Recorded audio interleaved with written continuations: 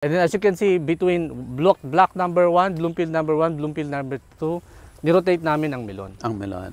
So, ito, yan. madalas nakikita natin kay Sir Mark, yung Yes. melon niya, greenhouse. Talaga na Oo. high-tech. Pero pwede palang ganito, sir. Ito yung sinasabi ko sa inyo, yung low-tech. Ito yung low-tech. Pero the same cultivation practice sa greenhouse. Nilabas lang namin. Normally, ang melon, pagapang. Horizontal ang tawag natin cultivation. Ito ginawa namin vertical, nakatayo. Kung ano yung ginagawa namin sa greenhouse, parehong system, single stem, and then naka-trellis lang.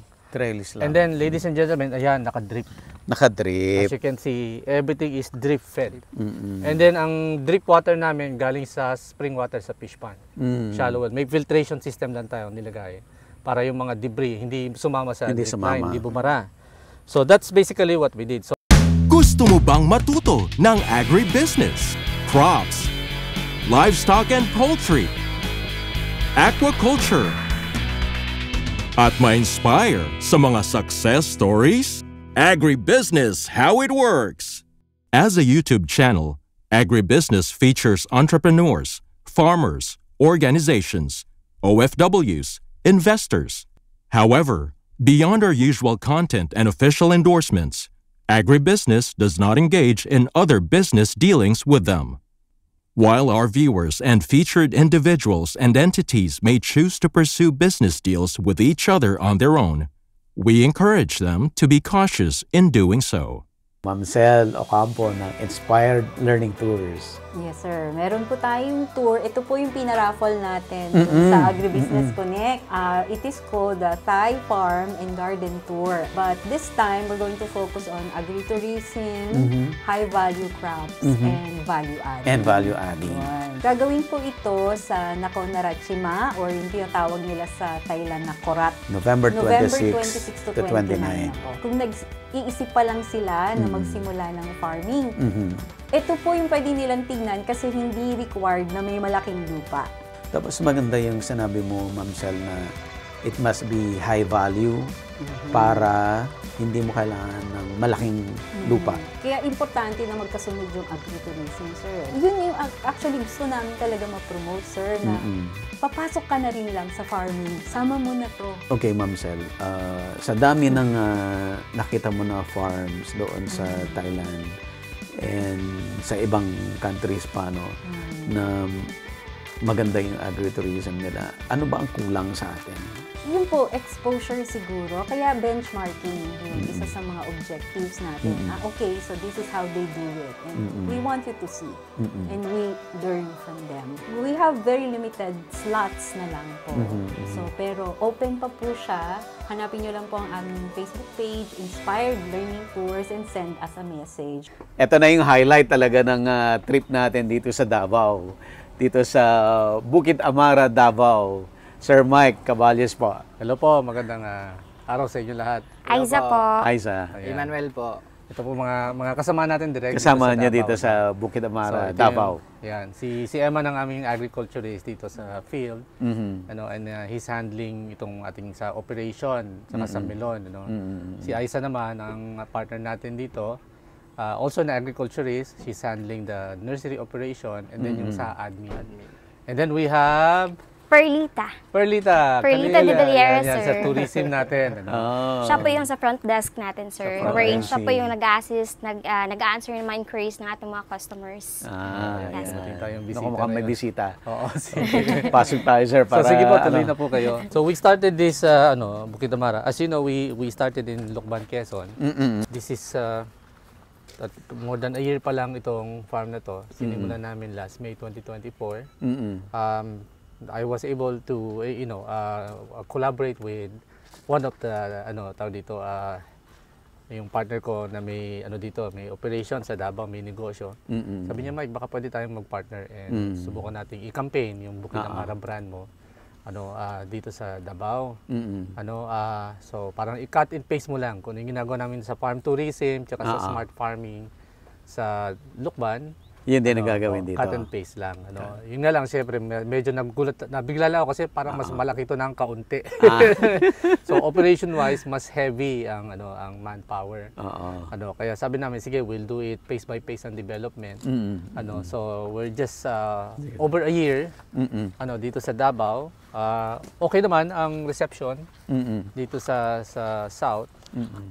Ang advocacy namin basically is to, nandiyan na yung tourism, part yan ng ating tawag dito, design sa farm tourism. But at the end of the day, we would like to promote our advocacy on sharing the technology naman sa smart farm, precision agriculture. Kaya nandito mga professional yung ating mga hinahire, mga agriculturist talaga, to manage the farm, In farm tourism kasi, there are two components na tingin ko kailangan maintindihan ng mga those people who would like to venture into it. One is the technical component. Yung growing, yung production, yung knowing the numbers, and the plant physiology and the nutrition and everything. And the other end is the creatives. On how to do a aesthetically pleasing farm, which is sometimes challenging, depending on the climate. Ang assumption namin noon, nung kami nagtatry mag-create ng master plan for Davao, Davao mainit. Davao walang bagyo. Davao consistent ang weather. Mukhang maganda sa Bulaklak yun, mainit, consistent weather, walang bagyo. Para sa maganda. And then nung nandito na kami, oh no, hindi namin alam na gabi-gabi umuulan. So then, and growing annuals like this, tulad kagabi, ang lakas ng ulan, kaya nakabuta tayo ngayon eh. Pag umulan na malakas, laglag ang Bulaklak. So this is very challenging.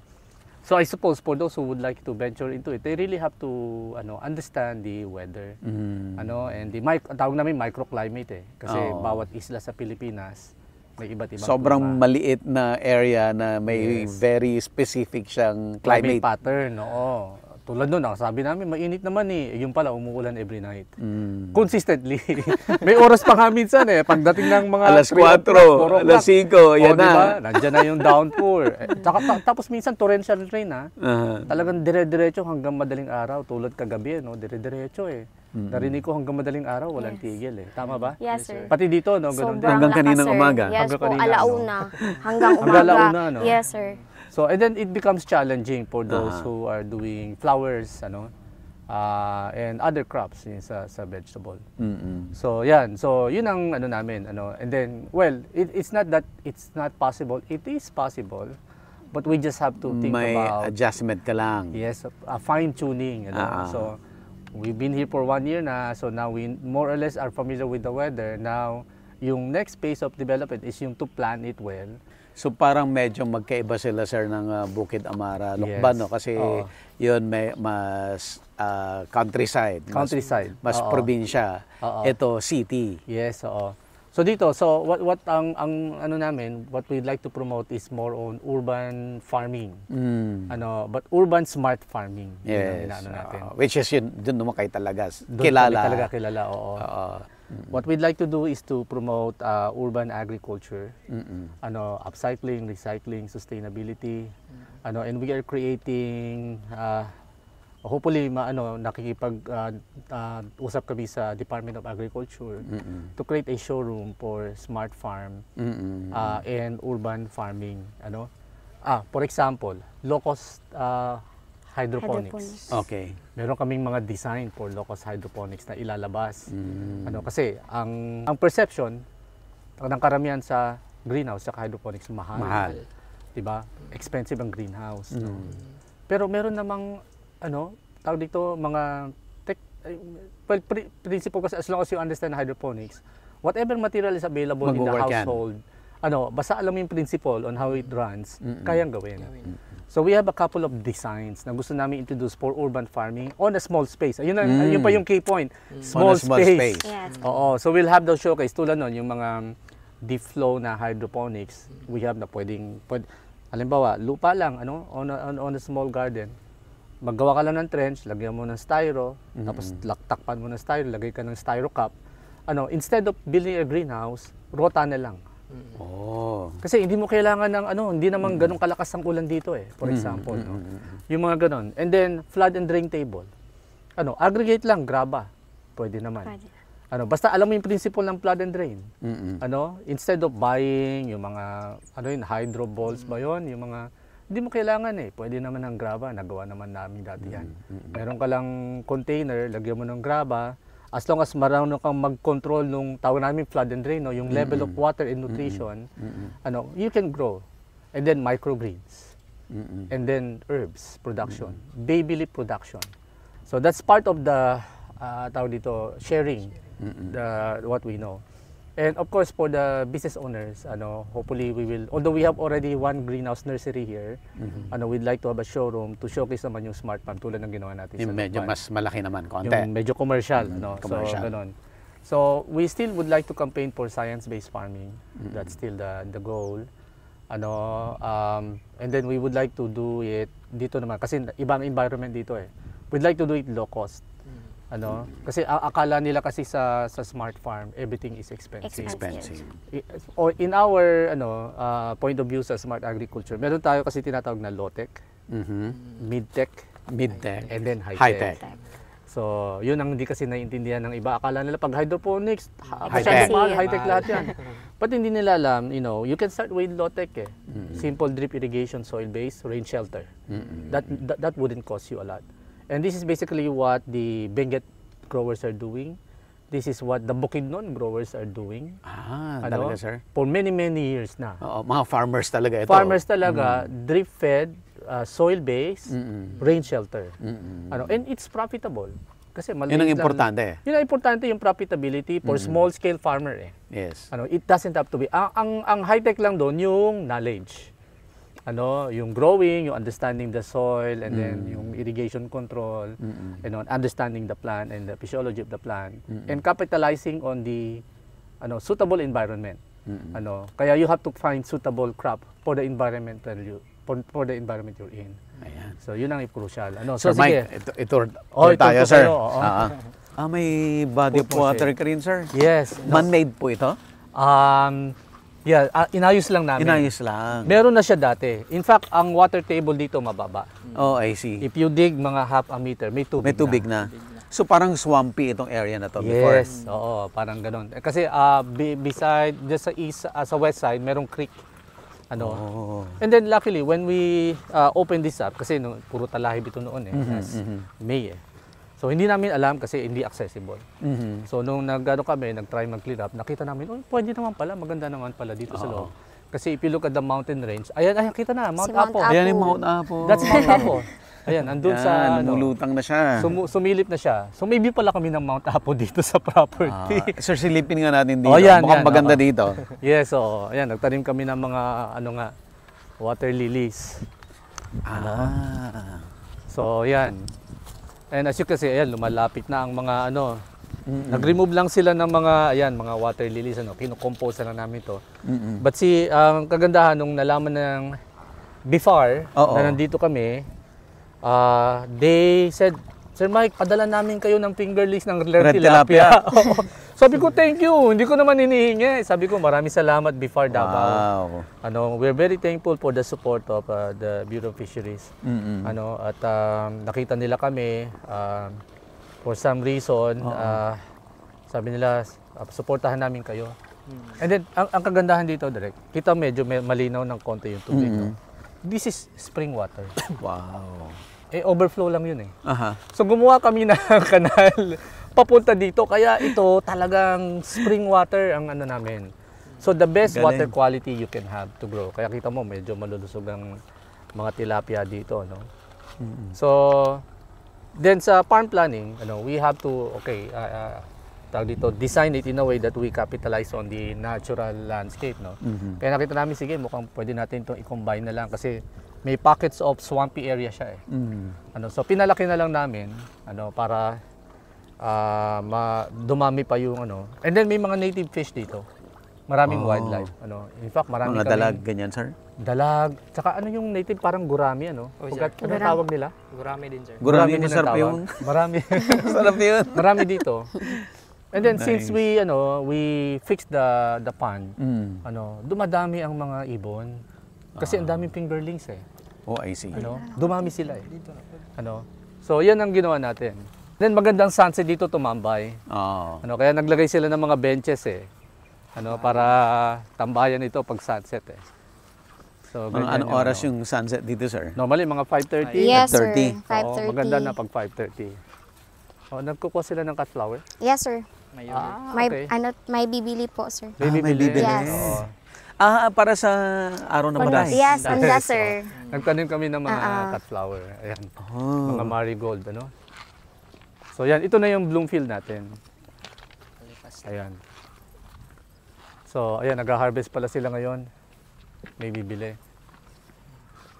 So, ayan. Tulad ito, gumawa pa sila ng pinto dito. Ito, tambak lang namin na lupa eh. Sabi ko, dahil medyo flat, gawa natin ng konting hill. Tapos ang ganda, pag sunset yan, sakto yung ano eh. Sakto yung sun. Ano, talagang Parang may pintuan talaga. may pintuan, oh. Parang Yan galing ang, Sir Mike, sa'yo eh. Yung nakakaisip ka ng mga, diba, yung mga things na hindi mo hindi naiisip basta-basta, pero ang lakas ng impact. yes, so tinanong nga, buksan mo nga doon, ay kita mo, mamaya-maya pag lubog ng araw, makita mo yung Eksakto. pinag-aaralan talaga namin eh, yung direction ng araw. Yeah. Ayan, di ba? Oh, tuloy na. Tuloy na sa heaven. Yo. Kaya Doon ka nga sa frame. diba? Ayan o. Yeah, diyan ka na sa frame. Sa frame. Sa loob. Kaya ka sa frame. Ayan o. Oh, may silhouette na. Oh, di ba? Lalo na pag ano, yung talagang golden hour. Yan, maganda. Mamaya sir, balikan natin siya. Oo. Marami dito nagpi-prenup, eh, ginagamit sa prenup. Promote namin to parang cut flower marigold eh. Ano, pang-undas nga, nagtanim kami ng medyo marami. Ito yung maganda yung yellow and ano.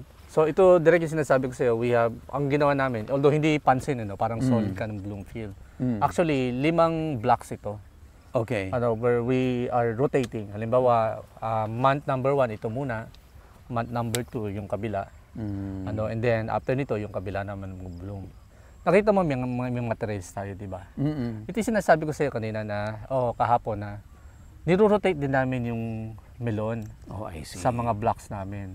So, as you can see, may nag-grow ng melon dyan. After about 2 cycle sa vertical melon production, mag-rotate kami ng flowers dyan para ma-break ang cycle ng mga pest and disease. Ano, so, kailangan nakaplano pa rin ang system ng production. So, hindi lahat ng space sabay-sabay may tanim. Dapat may nagre-rest. Yes. And then, binabago natin yung, niro-rotate yung natin crop. yung flowers. So, para ma-break yung cycle ng mga peste.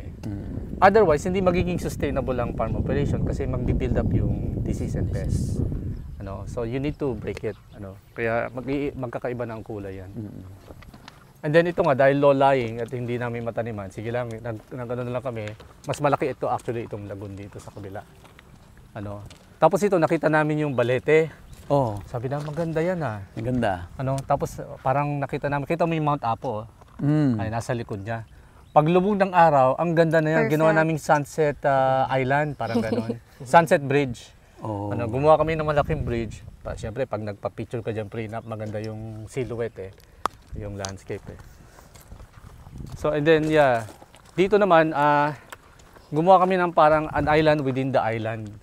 Ano, so, meron kang land sa gitna, and then meron kang mini lake, and then another island, and then another lake. Parang ganun ang ginawa natin. So, pasyalan lang. Yan, dami na nila oh. Pwede ka na mag-harvest pala dito ng Dami tilapia eh.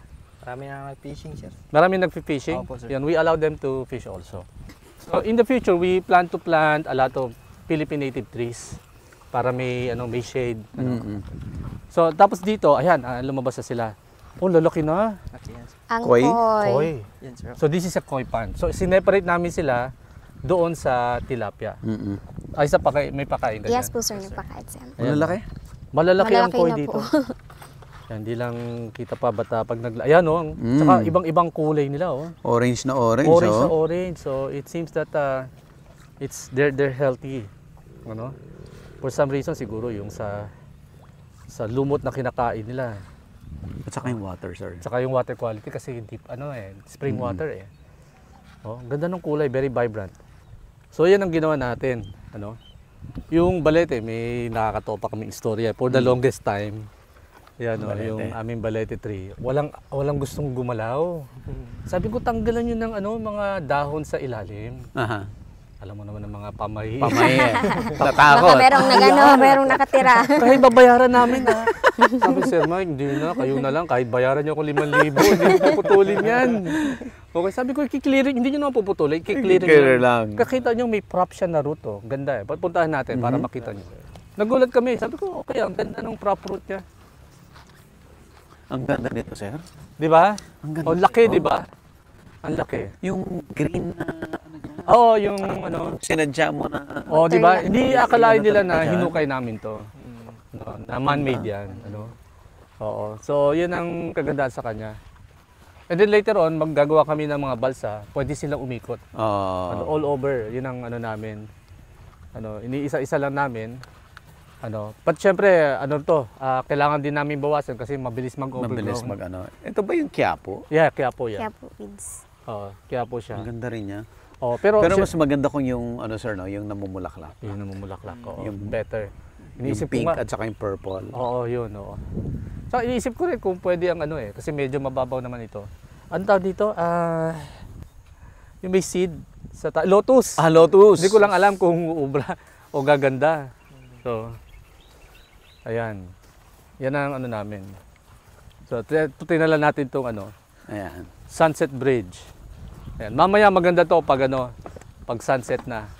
So at the end of the day, for a hot area like Davao, shade is very crucial in terms of developing the farm tourism. Although for us, since this is an open space, it will take time to grow the trees. So kaya artificial shade will be important. Kasi mararamdaman mo direct ang difference. Kita nyo, pag nandito Pero ka na malamig sa... dito ha. Yun nga, pagdating mo sa ilalim ng puno, ibang-iba na ang atmosphere environment. Temperature. So you see. So dito madalas mag-picnic ang mga turista. Marami ng unfortunately maraming mga Vandalista. hindi Mga natin vandal sila. iwasan ang mga vandals. Puro mga nagde-date yan. Nagde-date. Para nagde-date. Dating place. Gusto nila memorable. Pati ang balete, ginawang memorable. Ito maganda. Ugat Diba? niya to, itong dalawa. Di ba? Natural eh. Hindi naman namin siya ano. Oo. Wow. Sabi ko, laki ugat ito. Paano nangyari ito? Naging ganito. Di ba? So very stable siya. Hindi siya mapuputol talaga kasi ugat eh. Ganda. Oo. So far wala pa namang minamaligno sa iyo. Wala pa, sir. Ayan, direct, di ba? Ganda ng slab pati. Oh. Tapos kita mo ang sunset. Okay, sakto. Ganda. Saka malamig dito, sir. Malamig nga. Yun ang sabi namin eh, yung trees eh. Yan, ano natin yan. Anong klaseng ano to, ficus? Pero ang laki niya eh. So it has been here for many years na. Ano, kaya kinapitalize na lang namin. Sabi natin ganda nung ano eh. Yes, sir. Oh, di ba? Oo. Team. Halika. Oh, yan. Si Mamang ano. Oh, kayong dalawa. Kayo ang Ayan, dalawa kayo- lovers eh. Ano Kayong naman, couple eh. Kayong couple eh. Ayan. Kami kami ninong. Ninong kami. Ninong. Ayan. Oh, yan ah. Ang sarap ng hangin. Yes, oo. So we need to have more trees dito talaga. Yun ang nagiging ano namin. Kasama sa design naman yun eh. More trees. So dito ang encourage na namin sila mag-picnic. Meron mga nagpi-picnic, Yes, no? sir. Marami pong So nagpipiknik nagdadala sila dito ng sa ilalim. pagkain. Pwede sila maglatag-latag. Yes, sir, maglatag ng mat Naglalatag din. sila ng mat. Nagpaparent din po kami. Meron din po doon. If Yung ever mga wala kubo. po silang dala. Kaya ito talaga kinarabaw grass pa namin ito para at least mas Ganda. smoother. Tinanggal namin yung mga batong malalaki para makaupo sila. So and then sunset kasi maganda talaga sunset dito sa area na to. So you have to create that kind of parang wala kasi mga park dito na ganito sa Davao, di ba? Mostly cemented lalo mainit. So little by little we try to improve. Pero for a 1 year, sir, Medyo malaki ang malaking effort. improvement, malaking trabaho na nagawa ninyo. Na-stress na nga sa akin itong dalawa.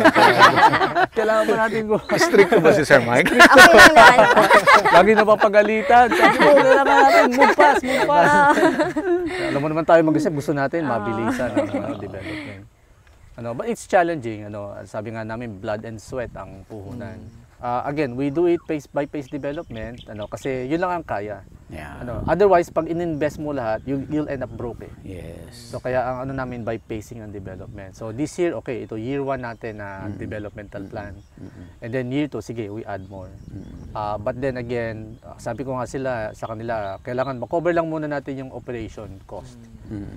So dapat may enough revenue to come in to at least sustain yung salary ng mga tao. Siguro, ang isa pa naming learning is that when you develop something like this, you should have a diversified revenue stream. Yun. You just don't rely on farm tourism. Dapat meron kang ibang mga revenues like production, and then other products. Cut flower tulad ngayon, Undas, tatanim kami ng cut flower for seasonal sa Undas. And then melon production, we're trying to develop more and more product. At the same time, prove that yung technology concept na ginawa natin sa works also for Davao. Kasi what we're doing for the melon is, di ba nagtuturo kami, yun, training pa isa, farm component. So, kasi kami, ang training namin, hindi basta training na slideshow lang. Ang gusto namin is talagang practical, realistic, tsaka business-oriented.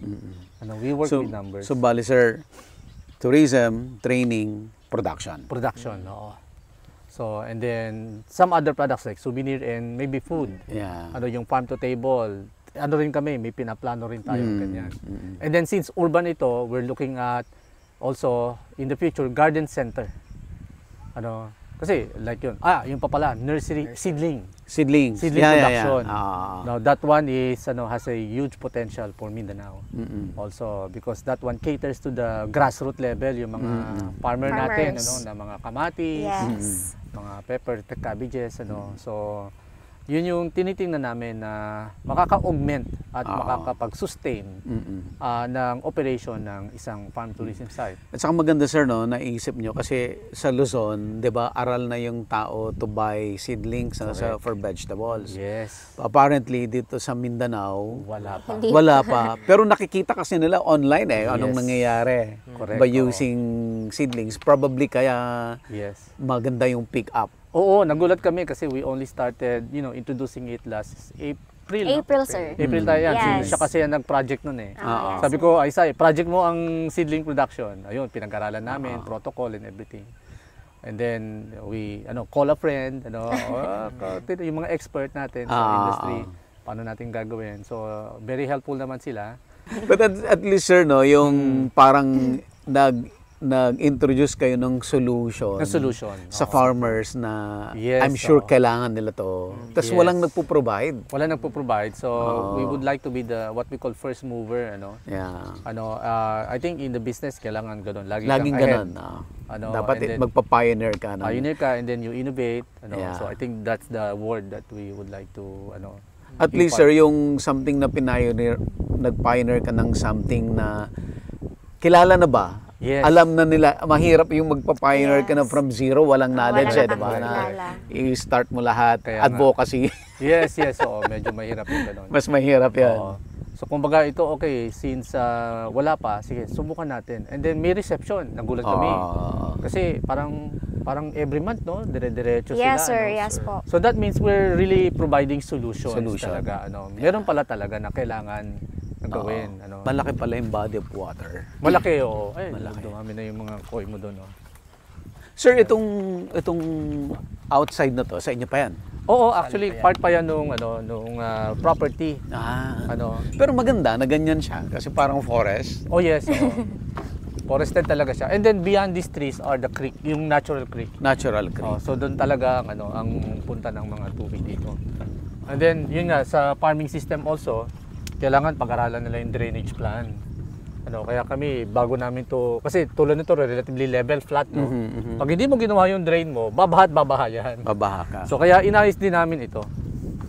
Saan po ang bagsak ng water? Dito sa likod, ng low area namin, papunta sa creek. Papunta ang creek. Oo, yun ang kagandahan. So let's say yung field natin, kita nyo, medyo saturated ngayon, di ba? Pero nagdi-drain pa rin yan palabas. May drainage system tayong ginawa. It's a natural canal lang. Basically, naghukay ka lang naman, open drain. Tsaka we have some French drain also na ginawa. So, it's part of landscaping, basically. Kailangan gagawin mo yon para maganda yung Ito yung pamatay na part para sa akin. Ito yung Diba? pamatay. Kita nyo yung mga ibon, no? Kasi there's plenty of food eh. So we're creating a diversified talaga. Yan, ganda. Biodiversity, we capitalize on it. Tapos yung flowers natin are bees and butterfly. Yes. They are what we call the bee pasture. Butterfly pasture. So sabi nga namin yung butterfly namin are hindi nakakulong eh. Na dumadami lang sila na dumadami dyan eh. On their own eh. So sir, nung kinonstruct mo to, pinili mo lang yung mababa. Tapos yun yung minintain mo na magiging body of water. Yes, oo. Kasi yun nga, ang doon is when you do the site evaluation, you study the topography of the land so that you know the direction of the water, yung drain, yung flood water. And then you prevent erosion also. Kasi kailangan mong gawin yung mga canals and everything so that you don't erode the soil. Yung ganon. So, and with that, for example, yung blocking system natin, di ba may let's say Bloomfield number 1, 2, 3, 4, 5 kami, may slope yun. Ini-slope namin yun ng mga 2%. Mataas dito sa unahan, doon sa drain area, mababa. So for example, if we have 50 meters tayo at 30 meters. 30, sir. So 30 meters at 2% slope is 3 times to 60 centimeter ang diferensya. So ibig sabihin, mas mataas ng 60 meter itong, centimeter itong start kesa doon sa baba. So we have to, yung sa pag-land prep namin, i-slope namin talaga gano'n. So that walang impounding. Kasi pag nagkaroon ka ng saturation, yung flooding, patay ang halaman eh. Maninilaw yun. Diba? Yung water logging ang tawag natin. No? So yung mga ganun ba, pati yun iniisip natin. Yun ang maganda kay Sir Mike eh. Pinag-iisipan. Yung mga ganong detalye eh. Nakaplano lahat. Oo, pinaplano po talaga namin. Dito tayo dumaan. Sir, di ba nung nandun tayo sa Kinaaga, sa Shanghai? Yes. Ito na ba yung mga variety Oh, na yan yun. Oo, yan yun. Oh. Now, naghanap pa kami ng kasi ito medyo mas pandak, di ba? Yung nasa tayo siya sa Thailand, yung ginugrow nila kasi 1 month lang ang bloom time. Sabi ko, ang trabaho kasi magtanim every time. So naghanap kami ng extended bloom. Although hindi siya ganun katangkad, pero 130, 140 days? 130, sir. 130 days. Yung dati namin ginagamit, tulad nung sa Thailand, 90 lang? 90, sir. 90 lang eh. So ibig sabihin, na-extend namin ang bloom set 2 namin months. ng, parang gano'n, Almost 2 months. Plus 1 month ka eh, di ba? Malaking bagay yun sa gastos ha. May plus 1 month ka sa bloom. So kaya ang hinahanap namin sa mga blooms namin, yung extended ang bloom set. So hindi po pwede yung basta tanim ka, tapos every 2 weeks, every nag-change ka. Matrabaho eh. Doon tumataas yung labor cost namin. Ano sir ang ratio mo rin doon sa manpower per hectare? Per hectare tayo ay I think 3 person Per hectare? per hectare. Kasi mas matrabaho talaga. Manual labor eh. Manual labor. Manual talaga. labor tayo. Tsaka tawag dito, quick crop eh. Oo. Yung mga annuals saka mga gulay, mabilisan ang tanim. Ganda dito talaga. So at least pag ganitong time, di ba? You can ito nga pwedeng namin gawing parang Ayun na yung Mount Apo, activities laki na niyo. Oh yan, kitang-kita na, di ba? Ganda na. Ayun, kita na siya. Mamaya paglubog ng araw, mas makikita nyo. So kaya tinawag naming Sunset Bridge, tsaka Sunset Island. Kita mo, pag pumutok ang araw, di ba? Maganda yan pag hapon. So dito, relax ka lang, lay ka ng ng picnic ka na mat. Pwede ka nang So doon na tayo siguro sa melon, Sige, sir. Diretso na natin sa melon. Ano to sir? Corn? Anong corn to? Purple. Purple, sir. Purple corn. So pang natin Pang sa pan to turista pa table, rin. pang turista. Pati corn aesthetic. Yung purple true and true? Oo. Ano to? Sweet o glutinous? Sweet. Sweet corn. Kasi dalawa yan eh. Meron yung glutinous, yung malagkit. Malagkit. Tsaka yung talagang sweet corn na purple. Yan, meron Masarap tayong ganyan. yung malagkit. Oo, masarap yung malagkit. Ayan, di ba? So, ito yung sinasabi ko, direct pakita ko sa inyo. Sir, kinonsider mo ba ang lavender? We did, pero syempre mainit dito, So gusto niya mas malamig? Yes. So you see, we have to construct this canal. Ito yung drain canal natin.